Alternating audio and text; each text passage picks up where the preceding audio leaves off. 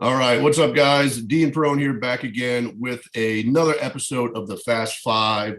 And today I have on Tomo Marjanovic. He is a fellow competitor in the past on a bodybuilding stage, as well as former, I guess, retired law enforcement and currently owner, founder of Aspire Rejuvenation. So first and foremost, thank you so much for taking the time to jump on here with me.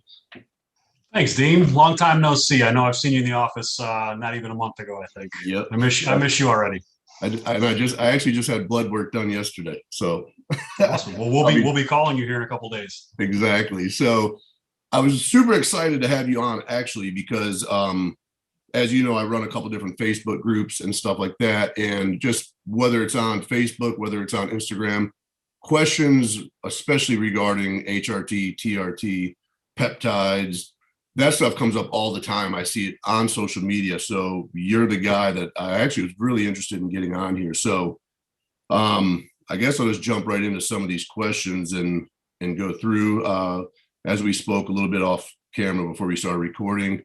As you guys know, this is the Fast Five, so I normally keep it to just 5 questions. If we get through some of these, because we have a ton of questions, we might do a couple more here if Tomo has the time to do it. So first question, man, from Red Hulk Juice, which is Drew Kaminsky, I know. He said, what was your deciding factor to actually start Aspire Rejuvenation? And then he was also asking, what's better in your opinion? I guess he's asking about test. He said sub-Q or intramuscular. So if you want to just touch on both of those real quick. Yeah, so I'll give a quick answer for the sub-Q versus intramuscular debate. They both do work. I will say that testosterone was never meant to be subcutaneous. It even says on every single bottle, they may have changed it in the current compounding pharmacies, but every single vial of testosterone that you saw made from a pharmaceutical company all said intramuscular injection. Yeah. There's a reason for it. Yeah, it's an oil-based substance. It is supposed to be intramuscular injection. It has a half-life to it that is meant to be in a muscle. When you put it subcutaneous in a fat layer, it actually slows down the absorption of it. That's why if you start a TRT program, testosterone replacement program, and you start it off the bat doing subcutaneous, your results will be delayed by maybe weeks, maybe months, because your body's trying to absorb that. It just takes a really long time because it's metabolizing from your fat cells. Instead of metabolizing from your muscle has a lot more blood flow going on. So that testosterone is able to get into your system much faster. Sure. And real quick, sub-Q, you have to do that like almost, it's basically microdosing, right? And then do they do that every day if somebody went that route, right? There are people that do it every day. I do have people that try to do sub-Q 2-3 times a week. Okay. It was really made popular in the last couple of years. A few doctors started doing it, and honestly, it was made popular because patients didn't want to inject with a larger needle. Okay. They felt more comfortable with a small subcutaneous needle. That's literally the only reason. There's no really benefit scientifically. No scientific. Some people are saying they have less of an estrogen climb from it, but it's debatable. I haven't seen blood work that has shown that. It's a lot of kind of bro science-y almost, even though it came from doctors to begin with. Sure. But yeah, it's supposed to be done intramuscularly. If you tolerate it sub-Q and you can do testosterone microdosing sub-Q and it works for you and you feel good, by all means. We have patients that do it. We don't condone it. We usually prescribe intramuscular injections usually twice a week because it kind of mimics the half-life. It seems to work pretty well for people. But yeah, that's the sub-Q. We can make an hour-long video on the sub-Q versus intramuscular debate. His other part of his question was, how did I get into this, correct? Yes, like what was the deciding factor for you to actually start Aspire Rejuvenation? So I left law enforcement and I worked for a different clinic that did some similar things. They did testosterone therapy. They did some other weight loss therapies, things like that, some IVs. Okay. So I left law enforcement. I worked for this other company. I did sales and marketing for them. Blew the business up. We grew several 100% in probably 9 months to the point where I became a partner in the business. I was offered, a portion of the business and very lucrative, very happy. Unfortunately for me, it all came crumbling down when I found out some nefarious things going on behind the scenes. Yep. Found out that there were some things that were happening. And if you guys know this industry, hormone clinics and stuff like that, unfortunately, there's a lot of shady characters in this industry. And it didn't sit well with me, especially after being 12 years in law enforcement. I wasn't about to go from being a very, law, friendly guy, being somebody that follows the law and enforces the law, to being somebody that breaks it. Sure. Yeah. So that didn't sit well with me. So I ended up, basically sticking it out there for another month or so after I found out all of this crazy negative stuff. Took all my money and I invested it into starting what you see now, which is Aspire. We started the Aspire Rejuvenation clinics. We originally had 2. I had a partner in Sarasota. I eliminated him. And now the entire conglomerate of Aspire Rejuvenation is owned by me alone, my corporate holding company. Okay. And we have now 3 clinics. So 3rd clinic is going to be opening here this summer in Atlanta, Georgia. We have another one in Pittsburgh, Pennsylvania. Okay, cool. Yeah, and I was going to ask you, I knew there was, I've seen some stuff posted about the Georgia or the Atlanta office. So yeah, extremely excited about that. I think especially some of your fans are going to get a kick out of some of the people that we're going to have involved and coming through, and it's going to be really cool. Good deal. When is that, you said? During the summer sometime, or? Yeah, it's going to be July, it looks like. Okay. We were trying to do it for late June. It just didn't end up working out. There's too many people traveling everywhere, too many things to set up. So it looks like it's going to be July sometime. But we'll make sure you guys are posted on that online. Okay, sweet. Next question, John Mac _ BJWT. He said, is it safe to constantly dump blood as soon as your red blood cells start elevating? I heard it's not the best thing for you. And then he said, what do you recommend is the safe way to keep red blood cell, count in a safe range? Yeah, so I'm guessing he's referring to the elevation in red blood cell count, hemoglobin, hematocrit, all getting elevated from being on TRT. That's what I'm thinking.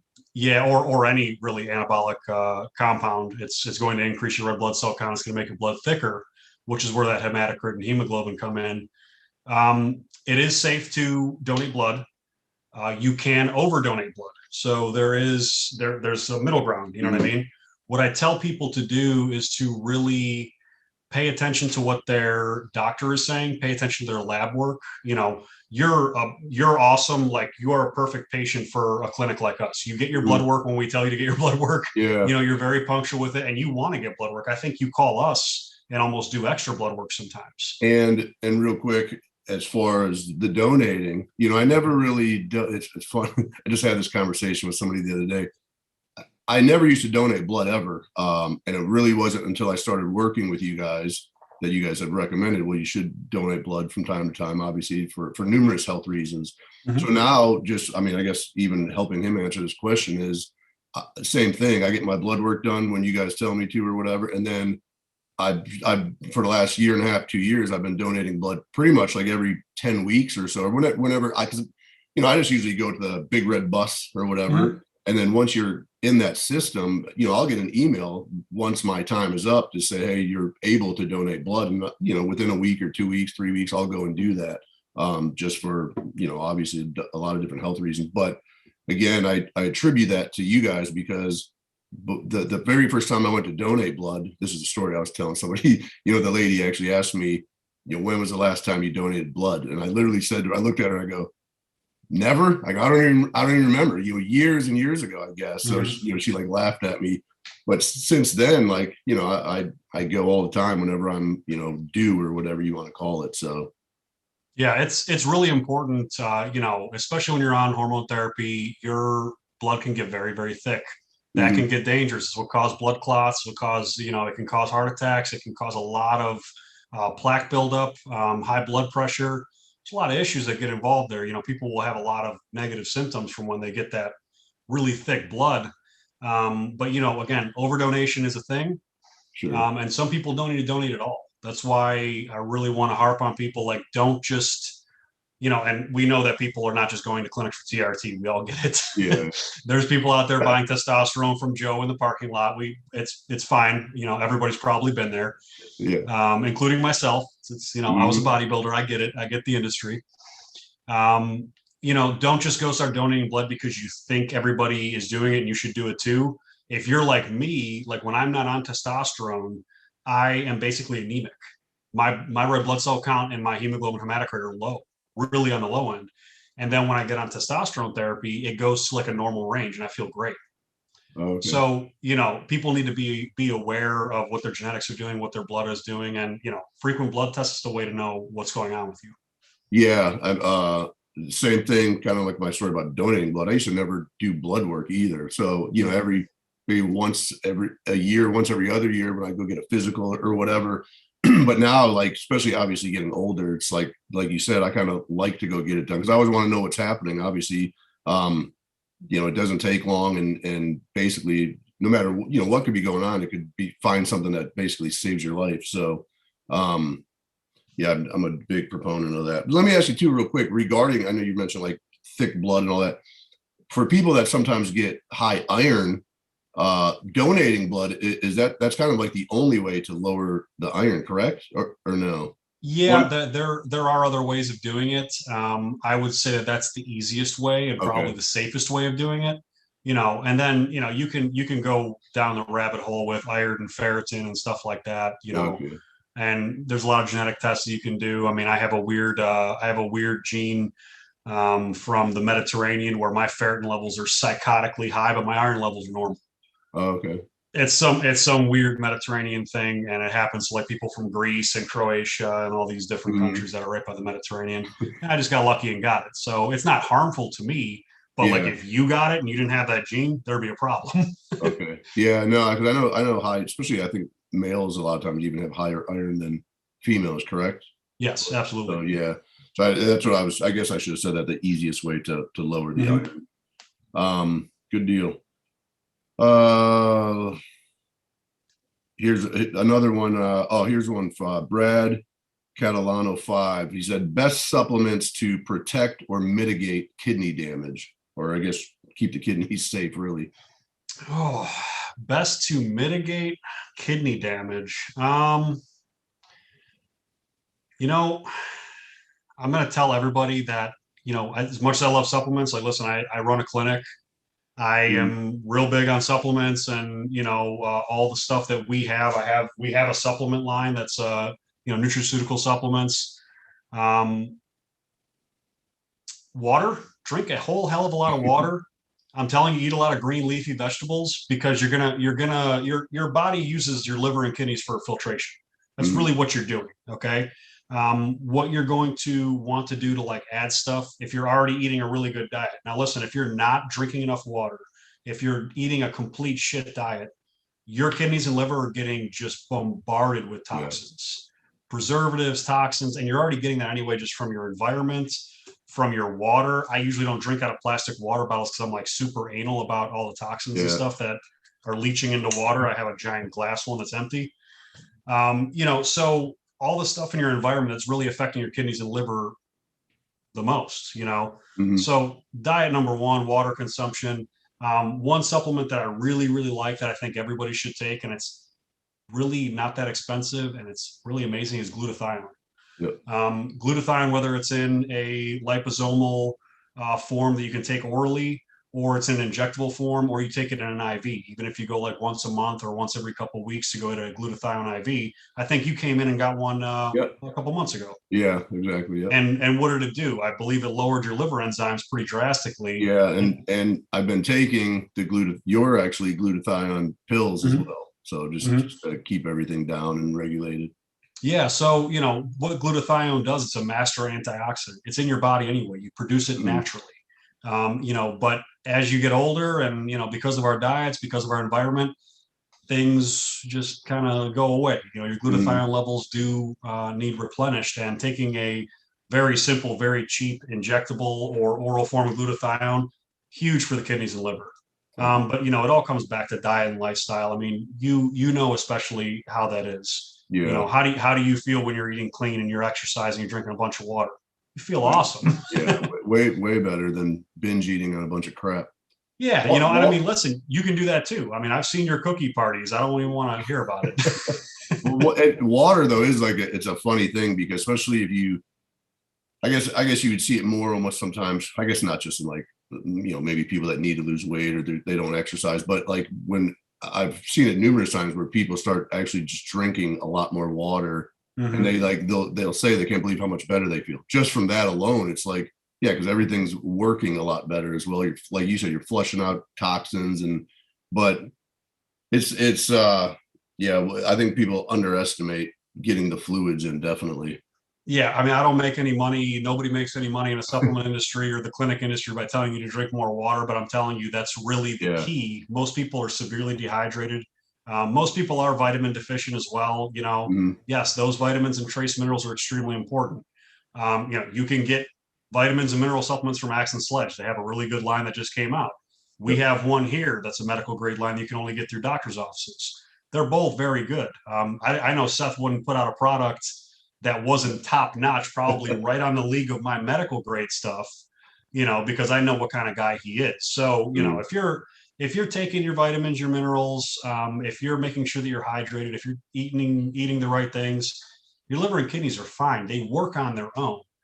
It's when you're not paying attention to those very basic things. That's when people are trying to fix something that really is fixable by just changing a very simple habit.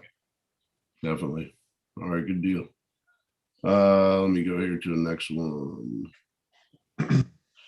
Here's a good one, which I know a little bit about these myself. This is from Sold by Remax Steve. He wanted to ask about peptides, specifically TB500, BPC 157. He was just asking really though about like dosing, timing for both acute and chronic soft tissue injuries. He said chronic inflammation, so on. So he basically said any and all tidbits are welcome. So if you just want to touch on, I guess real quick, like what those are for people that don't know what they are, and then if you have any specifics as far as like dosing and timing and stuff like that. Yeah, so when it comes to dosing and timing and things like that, a lot of that stuff is going to be done from our clinical realm. Kind of the doctors and nurse practitioners are going to be the ones that'll kind of go through that. Okay. There are basic protocols out there, and there's a lot of stuff out there. I'll tell you right now that if you're getting BPC 157, which stands for Body Protective Compound 157, it's a peptide that basically targets and heals tissues. It can heal ligaments, tendons, tissues. It'll basically heal damaged tissue in your body. Awesome stuff. It works wonders. We get people healing in literally half the time, post surgeries or post injury, things like that. I use it for tendonitis in my elbows, probably 3-4 times a year, because I literally get it 3-4 times a year just from lifting weights. That's what I've used it for as well. Same thing too. Tendonitis in the elbow. And usually within about a month of taking it, it's pretty much gone. It pretty much just goes away, which tells me that the peptides are working. They're targeting the areas, they're healing the tissues. So the dosage, I think it ends up being like 330 micrograms a day is how we dose it on a basic protocol. Okay. Of course, if there's people that have catastrophic injuries or catastrophic surgeries, like we had one guy that had a severe pec tear off the bone. He was a cop in New Jersey. Pec tear off the bone. I mean, his arms pinned like this against the side, and he was like that. And they basically said he's going to be in that sling and not able to heal for, I think I said 4 months. No workouts, no gym in 6 months. The guy was flat benching with decent weight in 3 months. Wow, yeah. The doctor was flabbergasted. He's like, but he was on like a double dose. He was very adamant on it. He was taking, I think, day and night, but it worked. Thymosin beta 4, which everybody calls TB500. That one's, I have never had anyone take it solo and get the same kind of results as taking just BPC 157 solo. Okay. So I was gonna say a lot of people too, and I don't know a ton about them, a little bit, but it seems like you always see those two. Like you said, you'll see the BPC 157 by itself, or if I ever see the TB 500, it's paired with the BPC 157, right? Most of the time. I mean, do a lot correct. of people. So that's how we prescribe it too. So anybody's like, oh, I saw TB 500 is really good for healing tissues. I'm like, yes, if you're already taking BPC 157. It seems like in conjunction, they just kind of help each other. They boost each other up. But TB 500 by itself, I don't suggest it. I don't see a lot of science backing it that says that it does what BPC 157 does.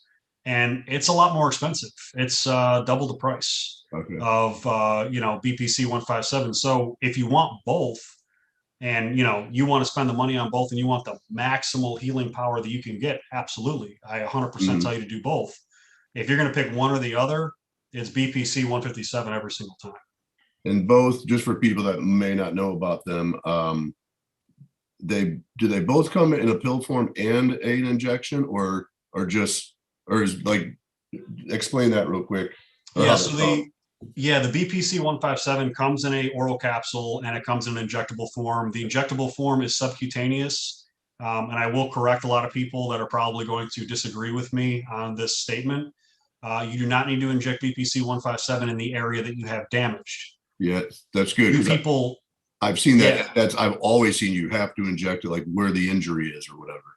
So there is nothing that says that is reality, and the reason is because BPC 157 is a systemic drug. It goes systemic pretty much immediately. You don't like inject it in your elbow and it stays there. Yeah. The way that BPC 157 works in your body, that's kind of what it's going to do. It's going to go wherever it's needed. Okay. So you can inject that thing subcutaneous in your head. It's going to work on your foot. That's just how this stuff works. Yeah.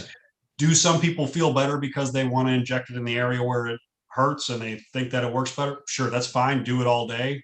I don't want to inject in my elbow. I'll just be dead honest. I'd rather inject in my, so that's just me. Now, when it comes to TB500, that is site specific. So TB500 used to be done with a very long needle, and it used to be actually put like in the joint. So if you get a shoulder injury, you'd get like a 2-inch needle all the way in your shoulder joint, and you would pretty much shove the entire bottle of that TB500 in your shoulder joint.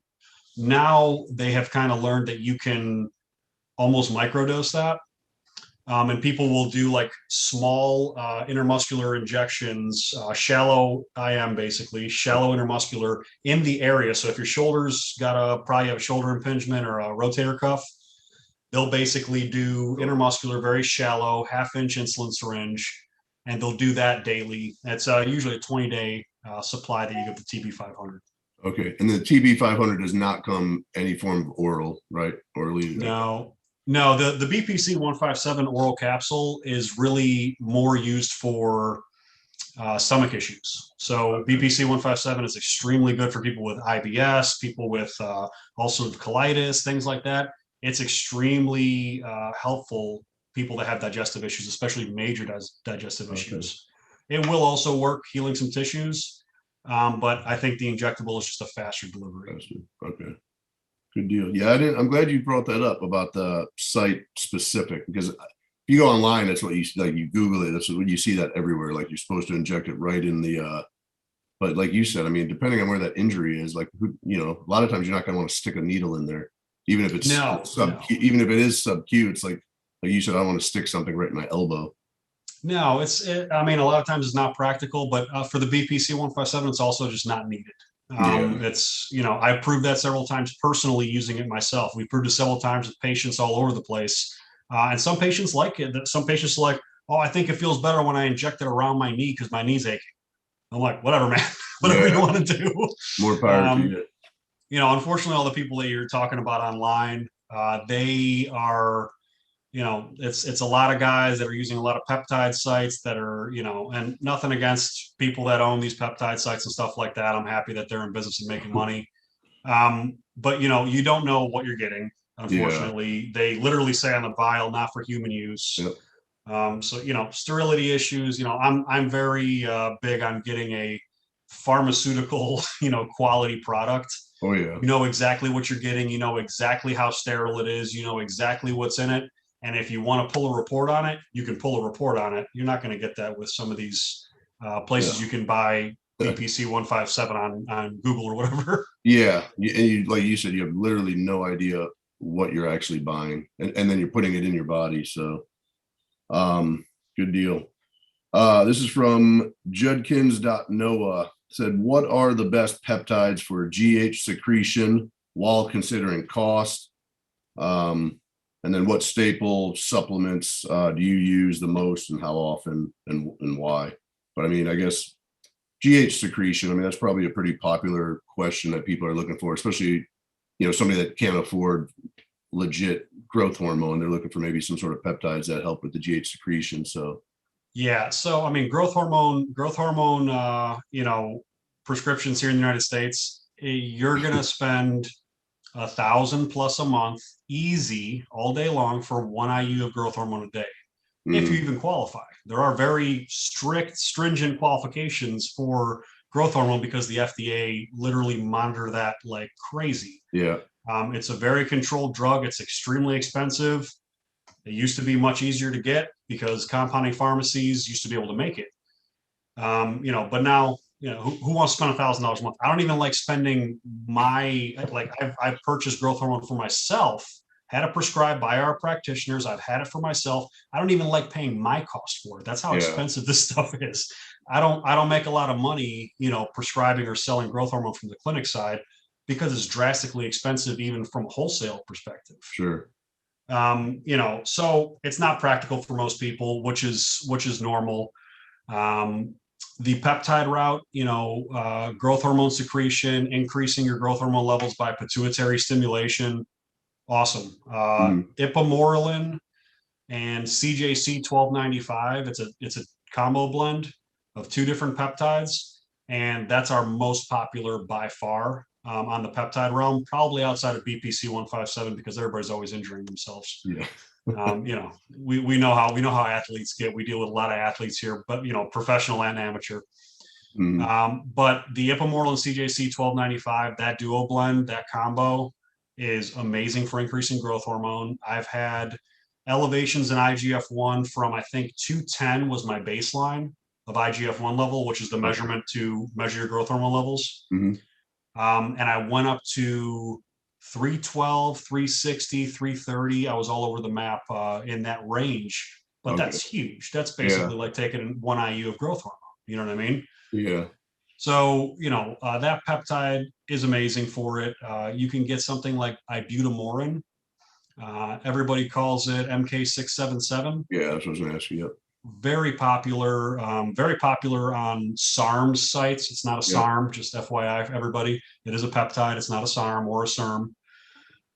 It is extremely good for increasing IGF-1 levels and growth hormone levels, but it has a caveat. It makes you extremely hungry. Hungry, right? Yeah, that's what I was going to say. Yeah, so it increases your growth hormone levels, stimulates pituitary, increases that, but it also increases something called ghrelin, which is your hunger hormone. When I took a 50 milligram dose daily, and I took it at night, so I didn't eat my entire house. Still, I was eating 7 days worth of groceries in 3 days. Yeah, no, I've in fact, I've taken that as well before, but even I think I got it from you guys, but before I even took it, I think I had read that somewhere else, even just online, about people saying if you're going to take it, the best thing to do is take it at night, because the same thing. People were taking it in the morning or when they wake up, and then they were like eating all day long because they had like uncontrolled hunger as well. Yeah, even at night when I took it, I would still wake up and I'm eating all day. I mean, like, you know, I'm eating literally, you know, probably 9 meals, 10 meals a day, and they were large meals. It was bad. It was like your epic cheat meals, like 2-3 times a day. Yeah, that sounds fun though. Yeah, oh yeah. If you want to bulk up, if you want to gain some weight, ibutamorin will definitely make you eat and be hungry. Is that, and just so people know out there, is that like something like we're talking about MK677? Is that something you would only recommend somebody taking if they were trying to like bulk up, or say if somebody was trying to cut and get lean and get shredded, is that still something good to take? So you know what's funny? Actually, I saw Jason Poston, of all people. Yeah. He's always lean, super lean guy all the time. He's always got abs. He always looks good. I think he was taking ibutamorin, but I think he was taking an extremely low dose, like 10 milligram or 25 milligram.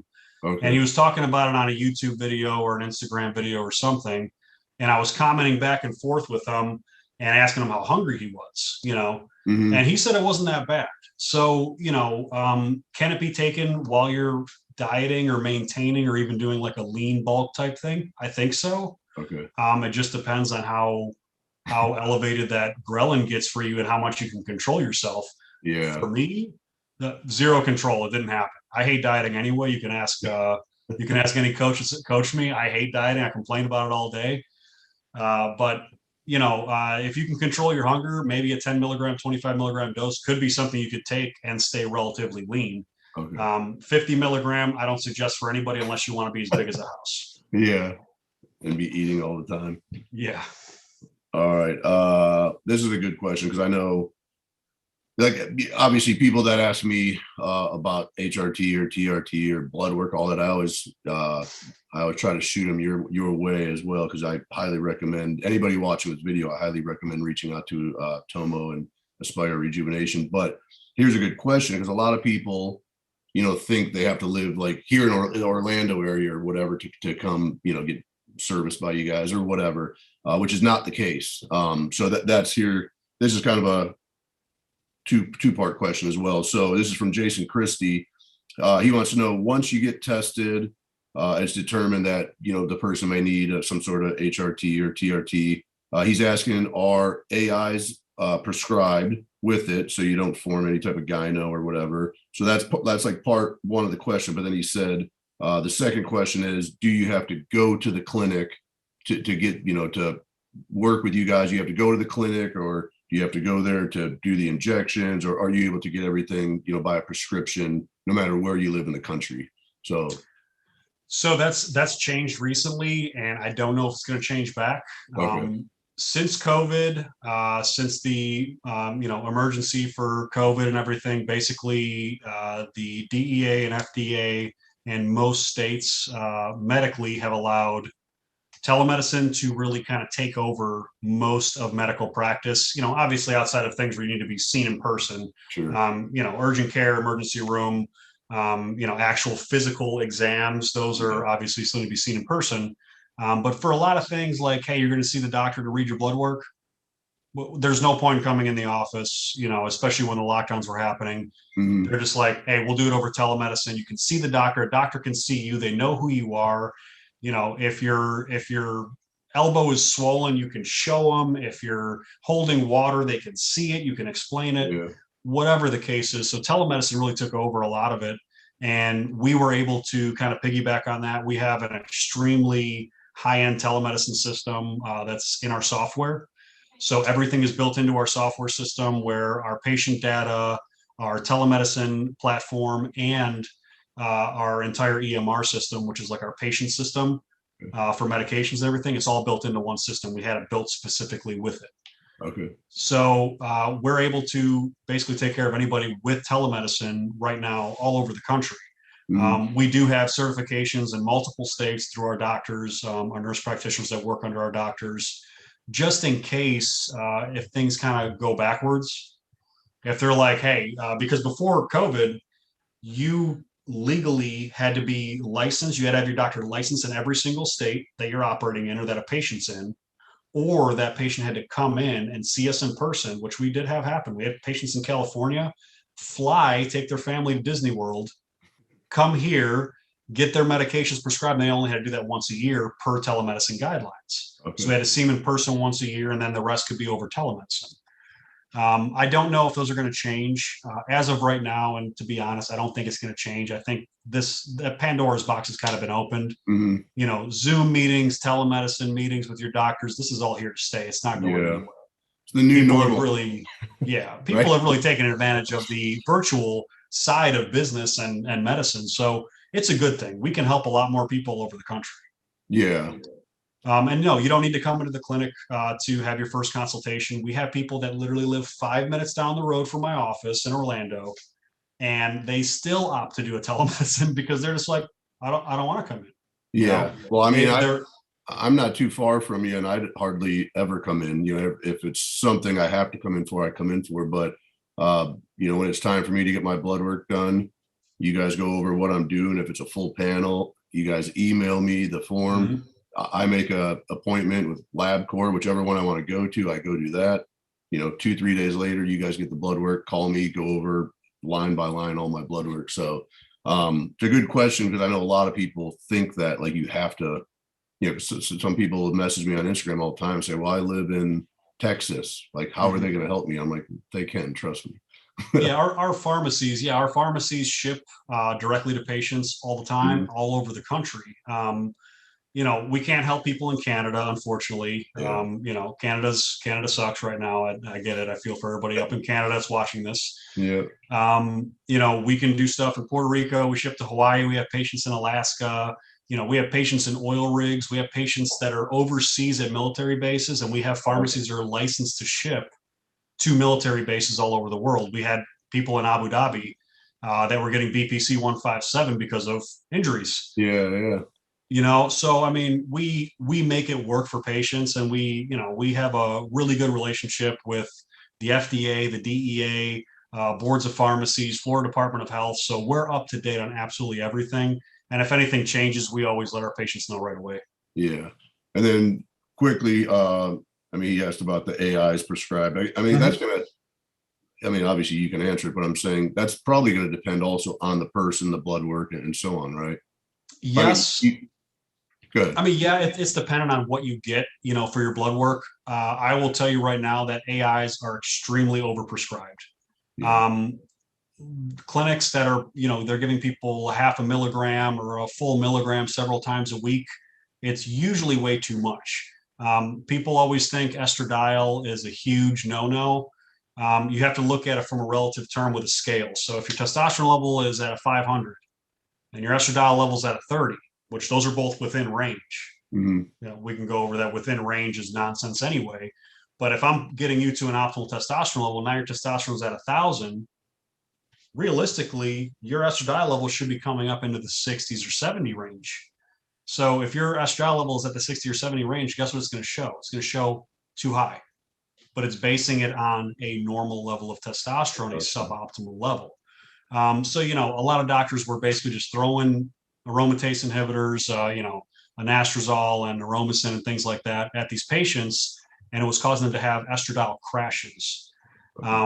Men, just like women, we're very delicate with hormones. If you crash our estrogen, we feel like shit. Yeah. If our estrogen's way too high, we feel like shit. So it's all about that balance. We prescribe very low dose aromatase inhibitors, usually like a quarter or a tenth of a milligram anastrozole with every TRT package. And the reason for it is just in case, Mhm. The whole goal of it is to increase your testosterone level to not have a massive estrogen spike. Yeah. That's just going to cause you problems. We want you to be balanced. We don't want you, you're not coming in here to get a 4,000 testosterone level. Number one, it's unhealthy. Number two, it's going to cause you more harm than good and more issues than you want.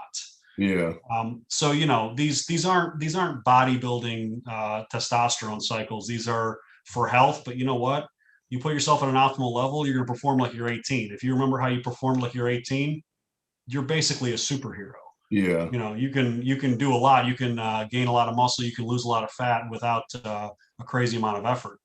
Yeah. And I think that's another misconception, especially probably younger people. They think they want to go get on TRT or HRT, and they think they're just going to get like huge and like bodybuilder status. And it's like, well, that's not what that is. Like, what you're looking for is like a big steroid cycle is what they're looking for. It's like TRT is really just to bring you back to a normal, healthy, optimal testosterone range to like make you feel good, make you perform, at like you said, you're an optimal level, Mm-hmm. but where it's healthy, so I think a lot of people have that misconception. It's like, you're not running a huge steroid cycle and going to step on the Olympia stage. It's like, no, we're just getting you back to feeling like you should feel in a healthy testosterone level.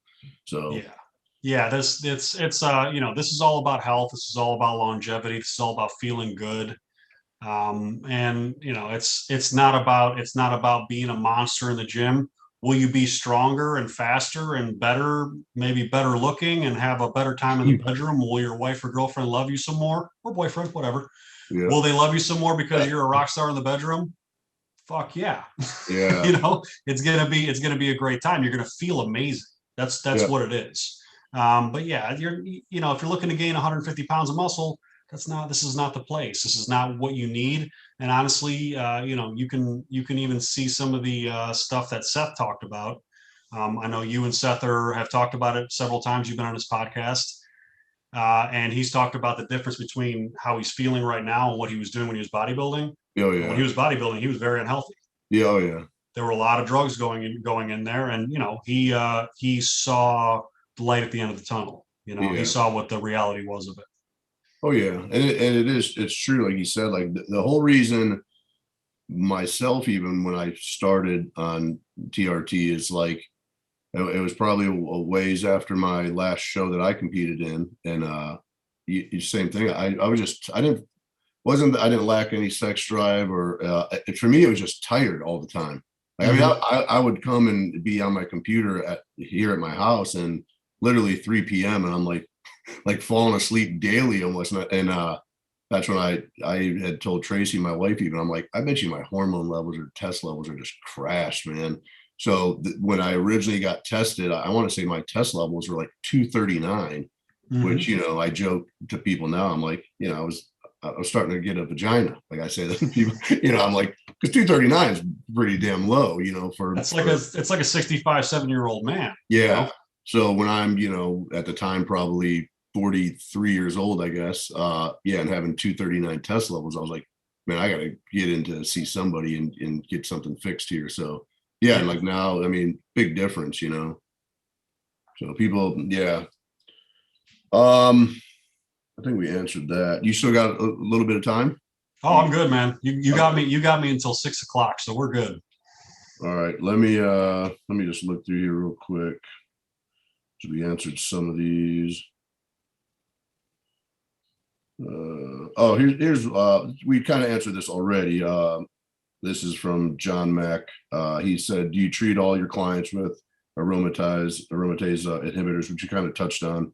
But this one, he said, been seeing a lot of back and forth on the use of inhibitors and HCG while on Mhm. TRT. Can you elaborate a little on why you do or do not incorporate those? And that is a good question, more so about the HCG, because I see some, again, being in these Facebook groups, I see people they just got on some sort of TRT or HRT program, and they're not on, maybe their doctor didn't put them on any type of HCG. And then you have just as many that don't have HCG, their doctors put them on HCG as well. So if you Mhm. want to just explain that to people also.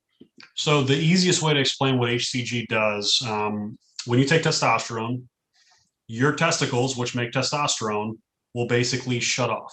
Your Mm, body is an extreme machine. Okay. So we'll not put energy where it's not needed. So if you're injecting testosterone, your testosterone levels are raising, your body signals, okay, your hypothalamus, pituitary, that whole axis, the whole hormone axis, hey, we don't need testosterone. We have plenty in our body. So yeah. what it does is it sends a signal to the testes. We're good. Don't produce any more testosterone. So what that does is it shuts down the organs of the testicles. What HCG does is it basically fakes your body out and makes your body, release these um, kind of like the sensors. They kind of release these messages to your body to tell your testicles to keep functioning. So it's a two-turn thing. Number one, you're keeping your organs going, you're keeping the testicles going because those messenger hormones are being told, hey, keep them going, keep them going. We're getting this signal. That's what HCG does in our body. Okay. Yeah. HCG mimics FSH or LH. I can't remember which one. It's late in the day. I'm already tired. But it mimics a hormone messenger to basically tell your testicles to keep functioning. Keep making. So your testicles keep functioning, your natural testosterone level will actually increase. So you're taking your testosterone, you're taking your however many milligrams a week, and your testicles are also still working. That's more testosterone in your body. So your testosterone level will actually raise. But the big thing about HCG is you don't want to shut down an organ completely in your body, no matter what organ it is. Yeah. You want everything to keep working. So, whether it's for fertility reasons, for sexual health reasons, people do have some sexual side effects when they have their testicles completely shut down. It could be some decreased sensitivity. It could be either premature or unable to ejaculate. And then when they do ejaculate, it's not very satisfying because the seminal volume, your semen volume, is extremely low because your testicles aren't working. You're not producing sperm. You Okay. know, Now, don't like get it wrong and think that testosterone is going to be like, hey, that's your male birth control. Also, not the case. It does not mean you are infertile when you take testosterone. Testosterone can make you infertile, but it does not necessarily do it to everybody. Again, ask Seth Feroce. I believe that he fathered all of his Yeah. kids while he was on some sort of testosterone or some sort of protocol like that. Yeah. So, you still can be fertile, but, like I tell everybody, unless you are extremely old, obviously, if you're like 65, 70, you're like, hey, I'm not having any more kids. I don't care. You can make that choice and you don't want any more HCG. That's fine. Or if you already had a vasectomy, you're like, hey, I don't feel like spending money on HCG. Basically the venom's out of the snake anyway. Okay, you don't want HCG, all good. Yeah. So yeah, it is, and it ends up being a personal choice, but I kind of usually push people to the HCG side just for that reason. Health reasons, sexual health reasons, you want to keep everything functioning. Yeah. No, yeah. And that, like you said, I don't know if it's from you guys or whoever I've talked to, I've always heard they use the term like basically leaving the light on, because that's what it does. Like you said, it still keeps them functioning. But yeah, to just piggyback off of what you said, it's like there's health reasons, and it's not like, I'm not looking to have any more kids, but I've seen people make that comment again on social media. They're like, oh, I don't need HCG, I'm done having kids. And it's like, well, there's still other reasons to take the HCG, not just to be fertile and have kids or whatever. So like you said, the more you think about it, it's like, why would you want to completely shut down any organ in your body? What you know what I mean? So it makes perfect sense to but I think more, and you would know way more than me, but it seems like more and more clinics are prescribing the HCG with a TRT or HRT protocol. Do you think, or no? Yeah, they are, but the problem is now that the FDA is highly regulating HCG, so there are only a few pharmacies, compounding pharmacies that is, that have it. Okay. It's kind of looking like it's getting pushed towards how growth hormone is. Oh Growth yeah. hormone used to growth hormone used to be able to be compounded, and it was extremely inexpensive. You can get, a full month of growth hormone for a couple $100 from like Hollandale Pharmacy. They used to be able to make it. Now you have to buy brand name Omnitrope growth hormone or brand name Norditropin. It's thousands of dollars a month. Yeah. HCG, it seems like they're kind of pushing that way too. There are a few pharmacies that apparently have the proper licensing and proper, environments for the FDA to allow them to keep making HCG. But it seems like every time I hear that, another pharmacy stops making, another pharmacy stop making it. It might be because of money. It might be just because it's becoming too expensive to produce, which means that it's going to push us to basically have to go to the name brand route. Yeah.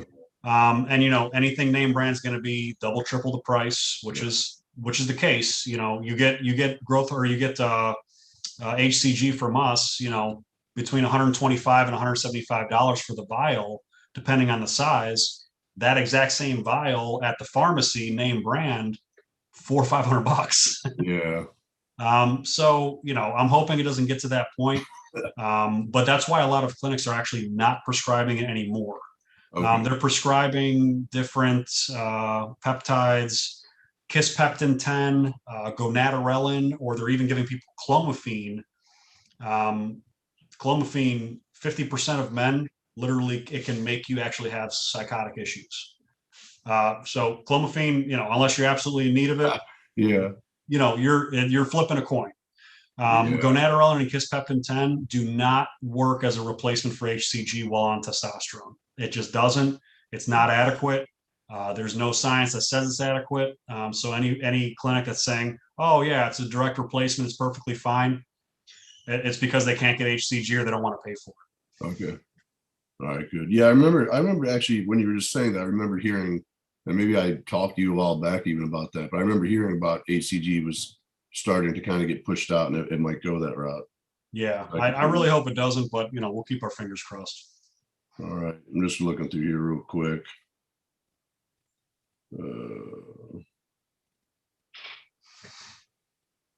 I think that's about it. I think we hit them all pretty much. So some of them are repeat questions that we've already kind of touched on.